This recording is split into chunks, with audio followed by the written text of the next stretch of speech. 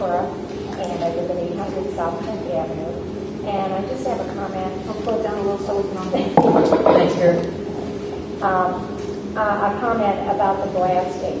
I've lived here 43 years, so I've gone through a lot of blasting because I'm so close. And this blast was highly unusual. It was like a bomb going just like that, as opposed to a reverberation. And I guess my comment would be, and I know you've already done a lot of research, but I think we have to keep after the quarry constantly and tell them that we want more information about this specific blast, because this was like no other. I've lived here too long for that, and I got a call back from the quarry because I had called the hotline, and I told him, I said, somebody either made a mistake or there was too much glass or something, because this was, I have never had this kind of thing happen in my house, and I thought the blast was under my house, and I thought any minute something was going to be on fire. So, and I'm like the woman back there. I thought, I was sitting at the table, and everything just moved. So I think our biggest thing is we have to constantly keep on after them, because he told me too. They were within the guidelines, and they probably were. But if somebody made a mistake, that's not within the guidelines. I think the village team echoes your comments, and your comments about the size of the blast and the nature have been echoed throughout the village. And in fact, as I understand it, as far away as Per Ridge, it was an unusual blast. On my block, which was quite a distance from yours, people were running out of their homes, and so it was unusual, it was unacceptable, and we'll keep on. Thank you very much.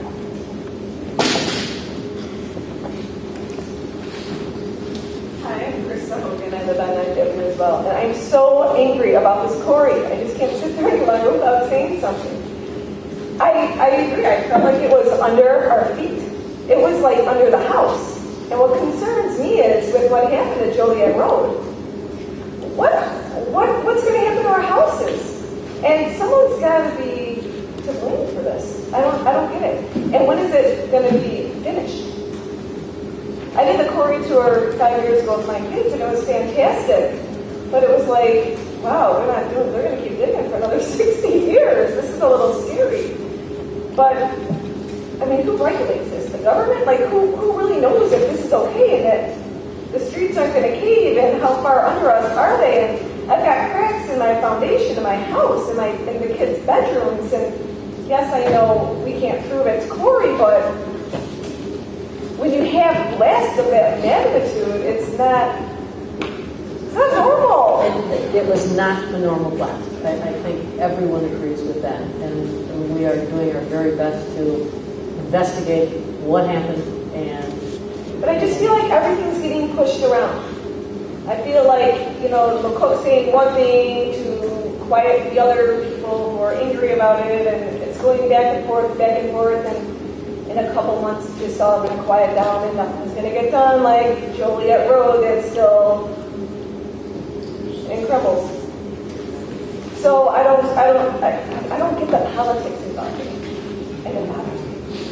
Appreciate your comments. Absolutely appreciate your comments and concerns, and we'll keep on.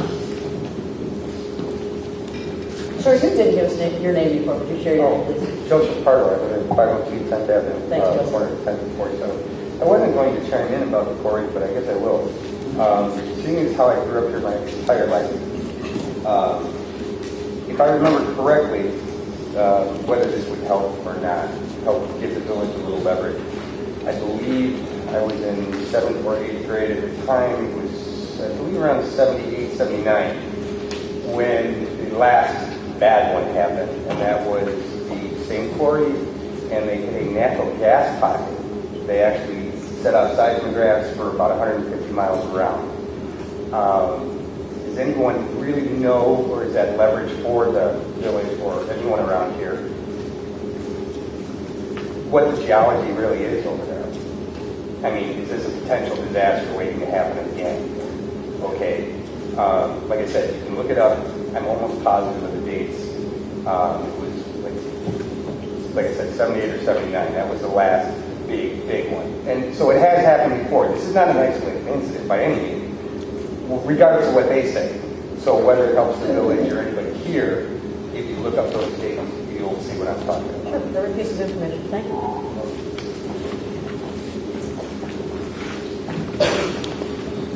Hi, my name's Laura Ward. I live at 1021 South 6th. And I guess I just want to know, does this Leon Hansen, do they have they admitted to any sort of, that it was because of their blasting?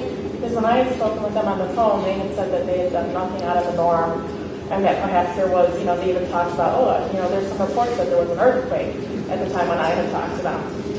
So I was wondering if they have ever actually stood up and said, yeah, we blasted, yes, we know it must be because of us, but we're not really sure what has happened exactly. Does anyone know? Bob, will share what information was provided? Sure.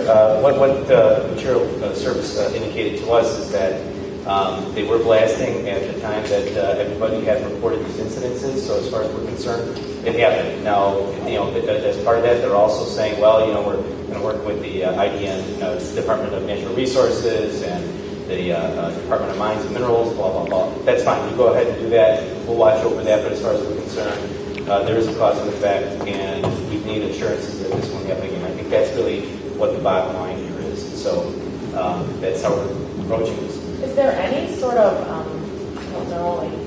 agency or enforcement where if they go above and beyond certain blasting regulations, there's monies that are put aside for any damages that might get done? Is there any sort of an agency that, a government agency that monitors them, these blasting quarries? Yes. And again, I'm sorry for repeating myself to folks that there are many familiar faces here from 1999 and 2000 that assisted the village in attending those meetings in McCook for the special use permit that allowed for the expansion of the EMD property for Material Service. And as we all learned at that time is that the quarries are regulated by state and federal agencies. I believe the state agency is the Department of Mines and Minerals, and I believe there's a sister agency at the federal level. One of the most shocking things I think all of us learned, and that still exists today, is that the standards that they use for blasting, the capacity of the charges, are the same for Southern Illinois as it would be for urban Chicago, which again is very counterintuitive to all of us. But unfortunately, that is those are the parameters under which they're operating. Now, as a result of the stir that was created by citizens and businesses affected by the expansion of the quarry at that time, it was the creation of this quarry council, which was really kind of like an oversight body between municipalities and the quarries. And I have to say that in the last 10 years, up until this event, the quarry council was almost irrelevant because we didn't receive, once a year at most, we would get a call from a resident indicating something about quarry blasting from time to time, about gravel from spilling from gravel trucks and the like. In fact, if anything, we heard more about traffic than we did about the mining operations themselves. So anyway, we have been watching this for years. We have been mindful of what's been happening.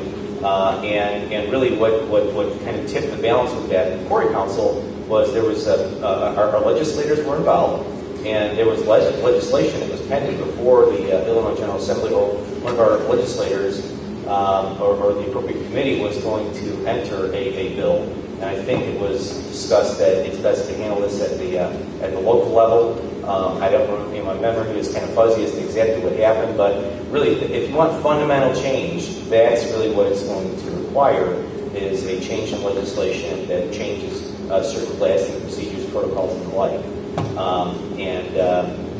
Really, I think what we're all hoping for is they finish mining operations, we go to readaptive use of something else other than mining. Yes. I guess, so then, just taking it a step further, sort of a scary direction, and hopefully this will never happen, but if they were to have blast, like they're in a natural gas pocket, whatever, and it's some sort of a big, sort of catastrophic blast,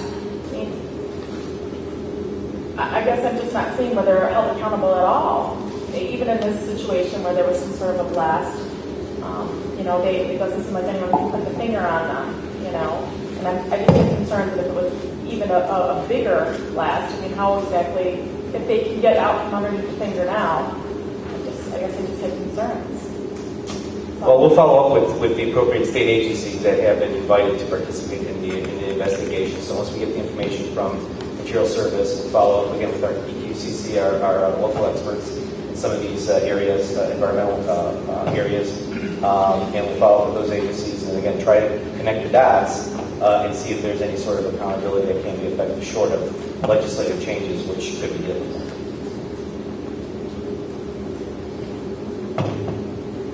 Anybody else? Come on up. One more quick question. What are we supposed to do with the coyote situation? I see them all the time. We call them, we're supposed to call the police? I see them cross the Grange Road. Yeah, I 2 understand. of 10. Coyotes It's statewide. In fact, I saw a threatening article in one of the area papers that talks about them being so common that they're seemingly pets. Apparently, coyotes are on the rise statewide, but we do continue to log any calls that come in, and we have worked with a trapper in the past, and I saw 2 cross the Grange Road. So please, this morning. please call the non-emergency number and let me know what you saw right there. Okay. If there's anybody else, feel free to come up. Otherwise, feel free to enjoy cookies, soft drinks, mingle, talk with any of our staff members, trustees, about any other issues you'd like to. If you'd like not to be on TV in your conversation, and we thank you very, very much for joining us tonight. We really take our job seriously and appreciate the trust and confidence you place in us. Motion to adjourn. It's been moved that we adjourn. Second? It's been moved and seconded. All in favor?